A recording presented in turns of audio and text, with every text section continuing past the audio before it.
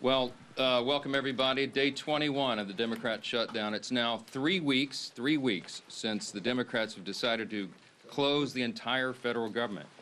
I mentioned yesterday when we were gathered that this is now the longest full shutdown in American history. And yet again, Senate Democrats voted for the 11th time, 12 times overall, when you count House and Senate Democrats, to prolong the pain and keep the government closed. So we want to talk very briefly with you this morning about what that means, and then we're going to give you a little update on the Epstein matter. So far, this is what it means. So far, what this shutdown has caused to the economy and to the people of this country is really unconscionable. The U.S. economy has now lost hundreds of billions of dollars. We have federal workers who are desperate for pay and uncertain when they will get their next paycheck. You got families wondering if they'll go without food assistance next month because many people rely upon that. New federal loans and disaster aid have come to a complete halt, and the stewards of our nuclear defense stockpile are being sent home on furlough. Think of the implications of all this. All of it hurts the economy, it hurts our national security, and it hurts the American people, and the Democrats seem not to care. I was watching Republican Senate Majority Whip Barrasso this morning on an interview, and he said it, I think, very succinctly. He said the Democrats are practicing the politics of pain. I'm not sure I could say that any better. That's exactly what it is. And you think of what's happening right now. Think of what they have demanded in exchange as a ransom, the hostage they've taken to reopen the government. They're demanding taxpayer-funded health benefits be restored to illegal aliens. They're demanding that we spend billions of dollars overseas for ridiculous programs that the American people do not support. They want to claw back the $50 billion that we just got signed into law on July 4th to support our rural hospitals and all sorts of other crazy things. They're demanding taxpayer-funded health benefits for illegal aliens instead of agreeing to pay our men and women in uniform and provide vital health services and all the things that our most vulnerable Americans depend upon. It is unforgivable. And this is an indisputable fact. Everybody can see this, and everybody in this room knows what I'm about to say is true. Chuck Schumer and Hakeem Jeffries are terrified of their far left base in New York and around the country. So they have given in to their demands to shut down the government so that they themselves can get the left's approval and somehow salvage their political careers. That is the whole story in one sentence, okay? That's why Schumer said shamelessly that every day of the shutdown gets better for us. Who's the us? He's talking about he and Hakeem and the Democrats who are afraid of the far left base. So today I want to put a finer point on some of the very real consequences we're seeing and what they mean for Americans around the country. And I'll zoom in on some of these key Democrat states where the senators continue to dig their heels in and vote against opening the government. Yesterday from NBC News, here's the headline: air traffic control staffing issues cause flight delays across the country. The Secretary of Transportation said 53% of flight delays are now due to staffing issues, and usually that number is 5%. From Colorado, food banks face growing crises as shutdown impacts become a reality. That's the headline from Sky High News. What are Colorado's two Democrat senators doing? You've got Hickenlooper and Bennett. They have both now voted 11 times to keep the government closed. Virginia. Here's the headline yesterday, KSL. Virginia employees fear shutdown's impact on veterans' medical care. And meanwhile, there are two Democrat senators, Tim Kaine and Mark Warner, have voted repeatedly to put their thumb in the eye of those veterans.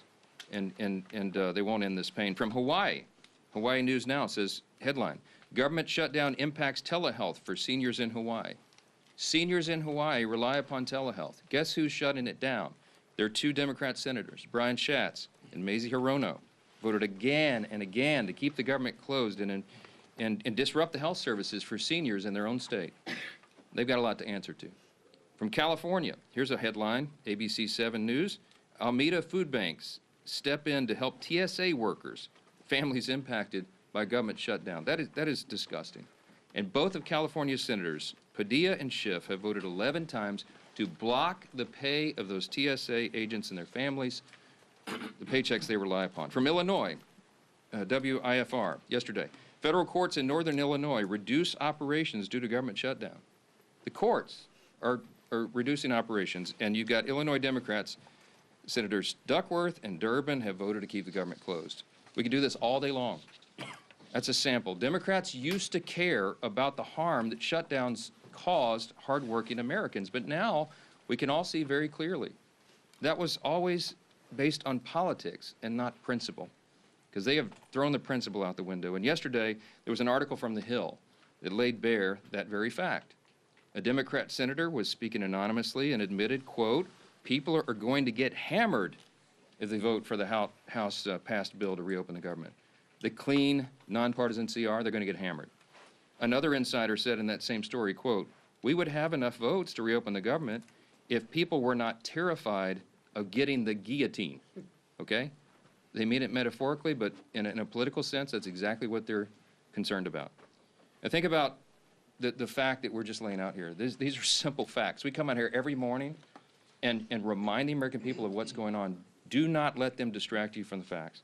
The American people would have an open government if Democrats were not terrified of their radical base. That is the headline. Every single one of you should write that. That's the ugly truth. The Democrats are not governing in good faith. They're covering their own tail. They're out here decrying the so-called forthcoming health care crisis, they say. It's the one that they themselves created. The Democrats created Obamacare. They're the ones that created a subsidy with an expiration date. They're the ones that did all of this. Republicans are trying to fix it. And they're trying to blame Republicans for the crisis they themselves created. They cry foul when we won't bail them out of their own shutdown. I don't have anything to offer, as I've explained. I don't have any partisan priority I can pull off of the CR to make it more palatable for them. There's nothing to negotiate. They just have to do what they've always done in the past, that they did 13 times during the Biden administration, and they did as recently as March of this year, to open the government so that people can get their services and their paychecks. And they go before cameras incredibly, and they just lie to the American people over and over. It's a stunning thing to watch. It's time to stop the political games. The Democrats have got to stop this so that we can get back to the work here. For the sake of the American people, I hope they do. I hope Democrats finally come to their senses soon and the pain will end so we can reopen the government and get back to the hard work here. Let me say this. Now, while congressional Democrats continue their dangerous political games, the bipartisan House Committee on Oversight is conducting its investigation into the heinous crimes of Jeffrey Epstein. And it has continued. It has not stopped during the government shutdown. You have some of the, as I'd like to say, some of the toughest bulldogs in Congress on the Republican and Democrat side who are united in this cause for maximum transparency of the Epstein files. I'm for that. Chairman Comer is for that, the Oversight Committee chair. You'll hear from him in a moment. All these leadership team are, all the Republicans in the House are for maximum transparency and always have been. My good friend, Chairman James Comer, is going to give you an update on that shortly, but I just want to make a couple of key points very clearly before I bring him up here. Congressional Democrats are rudderless right now. I don't know how else to describe it. They don't have a message, they don't have a leader, they don't have any identifiable set of policy solutions for the problems facing the American people. Their party continues to hit all-time historic lows in poll after poll after poll, and many of you have reported on that. These are objective facts. They're utterly lost as a party, and everybody can see it. So what are they doing? They see a shiny object, and they latch onto it. Democrats did not say one word about the Epstein files for the entire Biden presidency. They had all the files in the Biden DOJ. They didn't say a word about it. 4 years, not a word. And suddenly now, they somehow convince themselves that the Epstein files will be damaging to President Trump and Republicans in some way that they've imagined, and so they feign outrage.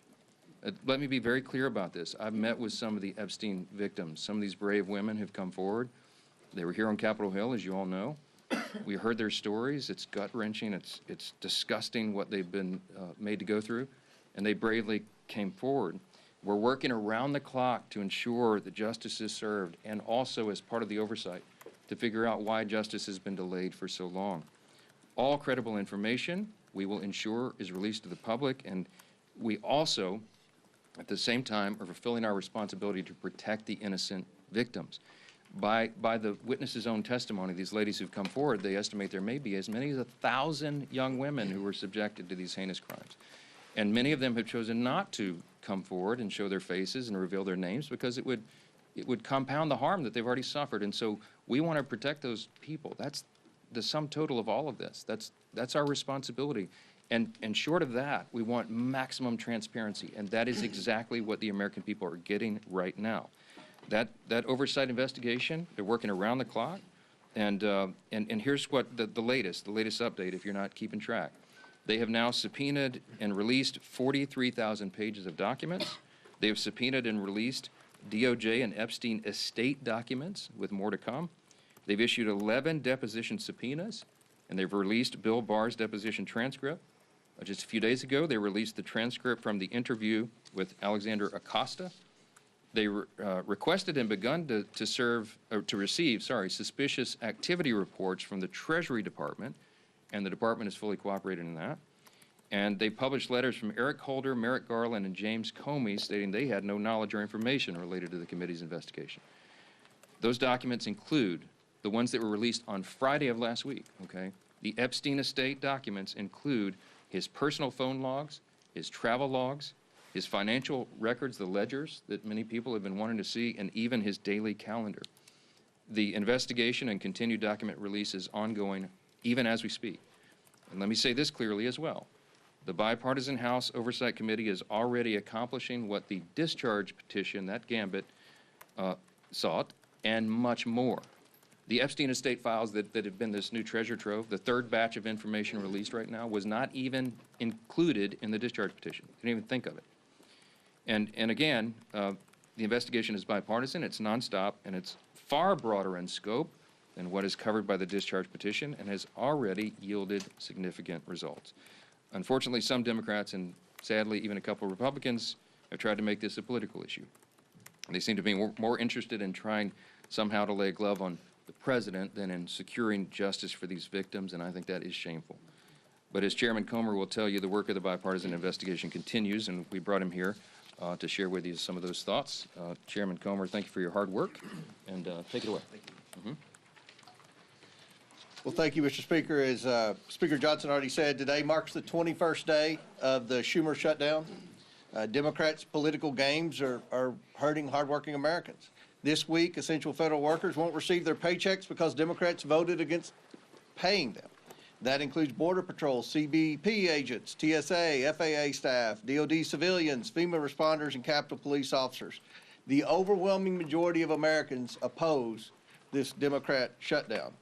Democrats know it, so they're trying to distract from the fact that they shut down the government by pushing a false narrative about President Trump and Jeffrey Epstein.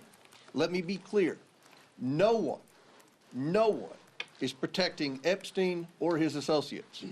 The House Oversight Committee is conducting a thorough review of the federal government's handling of the Epstein investigation, one that goes far beyond the discharge petition the legacy media is obsessed with. To date, the Oversight Committee has released over 43,000 pages of documents and issued 13 subpoenas. We've conducted a deposition with former U.S. Attorney General Bill Barr and a transcribed interview with former U.S. Labor Secretary Alex Acosta. I don't think I need to remind anyone in here, they are both Republicans and both former cabinet secretaries in the Trump administration. And guess what? Those interviews completely debunked the Democrat smear against President Trump. Barr stated that there was no evidence that President Trump was involved in Epstein's criminal activity. Acosta confirmed there was no contact with President Trump during the Florida case. No link, no conversations, nothing. Despite these facts, Democrats, especially Ranking Member Garcia, continue to spread lies about President Trump, and they are lies. They're infected with an incurable case of Trump derangement syndrome. Oversight Committee Democrats post daily about Epstein. In fact, they've posted or reposted about Epstein nearly 60 times on X since the shutdown began. You know how many times they posted about essential federal workers not receiving paychecks because they voted against funding the government? Once. They've posted about that once on the Democrat Oversight Committee, and over 60 times about Epstein. You see where their priorities are. Let's be clear. Democrats don't care about transparency or accountability in this matter. The evidence we've gathered does not implicate President Trump in any way. Public reporting, survivor testimony, and official documents show that Bill Clinton had far closer ties to Epstein. We're working to bring former President Clinton in for a deposition, but the Democrats aren't helping one bit. You would think, since we've already brought 2 former Trump cabinet secretaries in, they would be willing to bring in a Democrat who's had publicly a far closer relationship with especially Maxwell and Epstein. So why is that? That's a question every reporter should be asking Ranking Member Garcia and every Democrat on the committee. Why aren't you helping to bring Bill Clinton in for an interview and deposition just like we brought in Barr and Acosta? The Oversight Committee remains committed to accountability and transparency for the American people and for Epstein's victims. Our investigation has not stopped during this shutdown. We've released more documents just this past Friday.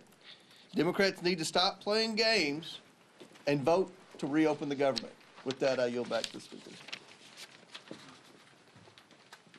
Thank you, Chairman Comer, and truly appreciate the hard work you continue to do to get the facts out. And that's what this has always been about. I want to continue to get those facts out, and your committee has been working tirelessly to do just that. As we enter the 3rd week of Chuck Schumer's shutdown, I think nobody can sum up just what is really going on better than the article yesterday in The Hill. You know, we've been saying up here for weeks that the real motivation behind the Democrat shutdown of the government is that they're afraid of the most radical far-left elements of the Democrat Party base. And yesterday, The Hill, in a pretty riveting article, laid bare the underbelly of the Democrat Party's motivation. It truly is fear of their own party's base that has driven the Democrats, especially in the Senate, to shut down the government. It's a calculated decision. And the continued votes, including yesterday, to keep the government shut down has been a direct result of the fear Democrats continue to have of their own party's base. Some of the most radical elements that you saw at the Hate America rally. We showed it up here on this dais yesterday with some of the most vile things that you saw. Many people that were holding signs calling for the death of the President of the United States. That's who Democrats in the Senate are most afraid of. And they're willing to inflict pain on millions of American families. And I think it's very important to understand what they're saying. There was one Senate Democrat aide who said people are going to get hammered by their liberal base if they vote to open up the government. So they're not concerned about the millions of families who are suffering because they're keeping the government shut down. They're just worried about getting hammered from their own base. And the Speaker laid out some of this too. There was another senator who said, quote, they'd vote to open up the government yesterday if left to their own devices, but don't want to risk an angry backlash from their base. They'd be more than willing to do it. They know it's the right thing to do to open up the government, but they're scared to death of the backlash from the radicals in the Democrat Party. Another person said enough Democrats would vote to reopen the government, quote, if people were not terrified of getting the guillotine. You know what that means. When they're more scared of their own party's base, you talk about profiles in courage, that's what we're experiencing. And maybe the worst was this, because the Speaker's gone over and over with some of the different states and the pain it's causing, not just here in Washington, but all around the country. In every state, there is real pain being inflicted. People that aren't sure if they're going to get another paycheck if they're working for the federal government. And there's a state, Georgia, that has a number of military bases, a lot of other federal workers. NIH is headquartered in the state of Georgia. And what is one of their senators, Senator Ossoff, thinking about all this? Another Democrat said, Senator Ossoff's calculation is, quote, do I vote to open the government up and get crushed and can't raise a single dollar of low dollar money? Or do I vote to shut the government down and get $3 million from online fundraising? That's disgusting. Senator Ossoff is more concerned about getting low dollar donations from maybe some donor in California who's going to click on an email and give him $100 for his reelection. And so he's causing suffering on tens of thousands of people in his home state of Georgia. Senator Ossoff ought to send that tainted, dirty money back if he's raised $3 million off of the shutdown, off of the suffering he's caused, just so that he can get some more money from radicals around the country. Go look at his finance report during the shutdown. The low-dollar donations that he's more concerned about getting than opening up the government, which is the right thing to do, because they're scared to death of their base, because they want to keep getting low-dollar donations from the most radical members of the Democrat Party. That's what this is about. And we've been saying it, but now that Hill article truly exposed it, with anonymous senators finally speaking freely, with other Democrat aides admitting what's really going on their side. And when they asked the speaker, gee whiz, is there something else you can offer? What is there to offer to a party who's so morally corrupt and bankrupt that they're willing to sell out the American people because they're either scared of their base or they want to just keep getting low-dollar donations from donors around the country who are rooting for chaos for America, who want to undermine this country? That's what's going on here. And the American people are figuring it out. People in Georgia are figuring it out. They know why they're seeing the suffering, and their own two senators are voting for that suffering, and now you know why. It's laid out in full display for everybody to see. We're here ready to get back to the people's work for all the American people, not just for some far-left radical base who's holding the Democrat Party in D.C. hostage.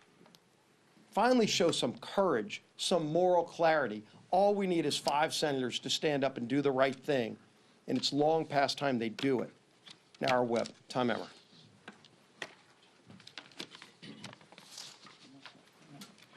Welcome to day 21 of the Democrats' shutdown, where Democrats have now voted 12 times against funding our government. Why is that? I'm going to read the same quotes from those anonymous Democrats. People are going to get hammered if they vote for the House-passed bill. A second person familiar with the political dynamics said centrist senators are fearful of breaking with leaders while party activists are planning the anti-Trump rallies. Another one, we would have enough votes to reopen the government if people were not terrified, as Steve and both Mike have pointed out, of getting the guillotine. Another Democrat strategist said the main driver is fundraising, which Steve just went over. Do I vote to open the government up and get crushed and can't raise a single dollar of low-dollar money? I mean, it's amazing, Steve. This is what it's all about. And this is what everybody in this room should be reporting every single day. They should be held accountable for this type of behavior, because it is having serious consequences all across the country. Real Americans are getting hurt while these political elites in the defunct Democrat Party are playing political games. Border Patrol agents are being forced to go without mission-critical funding. Low-income families, nutrition assistance benefits like SNAP and WIC are being jeopardized, all so these Democrats can appease their radical pro-terrorist wing. That is what they are. You saw it. And anybody who wants to push back, then they should disavow any connection to people who are calling for the death of any elected official, let alone the President of the United States, which they seem to be fine with, or this Attorney General candidate in Virginia. They won't even do that. This is a party without a message, without a leader, and without a future at this point. They are well on their way to being left on the ash heap of history. It's despicable, and it's downright wrong. We've got news for Chuck Schumer and the soon-to-be former leader of the Democrats in the House. Your Hate America rally is over. It's past time for you to stop thinking about yourselves and start thinking about the people that you were hired to serve. The American people are not and should not be pawns in your shutdown games, and they should not be forced to suffer just so you can play politics here in Washington, D.C. put an end to this madness, pass our clean CR, and let's reopen this government immediately. Our conference chair. Thank you. Well, good morning, everybody, and thank you, Mr. Comer, for being here. Again, don't let the facts get in the way of a good story, right? Our side, a lot of facts. The other side, more headlines than anything, right? Press the other side on the facts, because the facts speak for themselves, no different than Chairman Comer laid out with all the work that he's doing, and transparency, right? It's been 1 month since House Republicans passed a bill to keep your government open. And how did Democrats celebrate? Well, they partied with communists and socialists who hate America, right? While Democrats were marching with their radical mobs, Republicans were actually meeting with Americans, listening, helping, and working. Let me give you a few examples. Congressman Ciscomani visited a food bank helping families with food insecurity. Congressman Rick Allen stood with veterans left in limbo by the Democrats' political games. And Congresswoman Nicole Malliotakis thanked U.S. Park police officers while they worked without pay. That's the contrast. Because as the leadership team behind me said, I'm sure those low dollar amounts that they're raising, they're probably giving those monies back to the food banks and those people, right? No, they're putting it in their pockets. Republicans are working to help constituents navigate the chaos Democrats created when they chose to shut down the government. And the government and a shutdown should never be used for more wasteful spending. Democrats are performing for their radical audience. We see it time and time again. One side shows up for the American people. The other side shows off for their social media. The bottom line is this: Democrats are not fighting for you. They're fighting for the most radical 1% of their base, and of course, that low-dollar fundraising number. They're also leveraging the shutdown to demand $1.5 trillion in wasteful spending, climate pet projects in foreign countries, and health care for illegals. But Republicans won't cave. We won't fund the waste, fraud, and the abuse that the Democrats so violently and vehemently advocate for. We won't hand your tax dollars to illegals. Those are your tax dollars. And we won't let radicals dictate America's future. So it's time for the Democrats to wrap up the photo shoots and end the who's more radical contest and vote to reopen the government. Let's get the government reopened for our troops. Let's get the government reopened for our families. And let's get the government reopened for the American people. Thank you.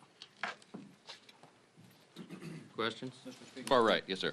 Yeah, a CR is only one way to fund the government, and some of your members are kind of uncomfortable with being out on recess for a month. So why not bring everybody back, work through the appropriations that you haven't passed yet, and sort of do an end run around Hakeem Jeffries? Yeah, so couple things. First of all, 99.5% of the House Republicans understand exactly what we're doing. They agree with it. We talk regularly. We'll have another conference call later today. They have been out doing very essential, very important work in their districts, and their constituents appreciate that. I mean, they've been everywhere because, as Chairwoman McClain said, they've got to help cover the bases for the crisis that's been created by the Democrats. Now, the calculus and the strategy on when I bring everybody back, people have said, are you going to change your strategy? And I've said to you all very plainly, in good faith, we don't have a political strategy here. I don't have a strategy. We're just trying to do the right thing. We did what has been customary here and passed a simple CR. Again, this is really important, and it should be a headline in your journals as well. This is the first time in history that any party has shut down the government over a clean CR. It's a clean CR. That's the whole thing. There's nothing much more we can do. With regard to appropriations, the House Appropriations Committee has done its work. They got all 12 of the bills through committee, bipartisan fashion, by the way. Got them through committee. Now we got 3 off the floor. Senate got 3 off the floor. They don't match exactly, so they're going to conference committee. The appropriators are working during this period when we're not here on the floor. They're working and coordinating amongst themselves across the aisle and across chambers to get the next batch of approps ready and teed up for House passage. As soon as we get back to regular legislative session, we look forward to doing that, and the clock is ticking. Remember this as well. The CR was set to November 21st. Was that a random date? No, that date was chosen by Republicans and Democrat appropriators, decided upon to allow for 7 additional weeks so they could finish the job that you just asked about. Right now, the great irony is the Democrats who say they want everything to be done, they are the ones that are eating up the clock. They're preventing that very thing from happening. So many of you have asked me in the hallway, is November 21st going to allow enough time? That's becoming a very dicey prospect right now because we need every single day. Now, the appropriators are working right now. As we speak, they're working on it. I myself have spoken to appropriators in the Senate on the Democrat side. I mean, we're trying to prepare this work and to get it done as soon as possible, but it is true that the pressure gets turned up every day of the calendar that's eaten up by the Democrats' political nonsense. Back row, yes, sir, on the best. Thanks. CBS News is out with reporting this morning that a part in January 6th rioter was charged and arrested this week with threatening to kill Hakeem Jeffries. Do you have any reaction to that? No, terrible. That's the first I've heard of that. I don't know anything about it. But anybody who threatens to kill any political official, we denounce it absolutely. They ought to have justice fall upon their head. All right? How about that? Yes, sir. Second row right here. Thank you, sir. The Senate has sort of had this will-they, won't-they relationship with a Russia sanctions bill that has overwhelming bipartisan support. Would you like to see the Senate have a more accelerated timeline? And if they pass it during the shutdown, would you bring the House back to vote on it? Well, I don't anticipate it'll be passed during the shutdown, but there is a big appetite among Republicans, House and Senate, I can tell you, for tough sanctions on Russia. The president, as you know, you can take him at his own word, he's lost his patience with Putin. He's not a good faith operator. Obviously, he's the aggressor in an unjust war, and it needs to end.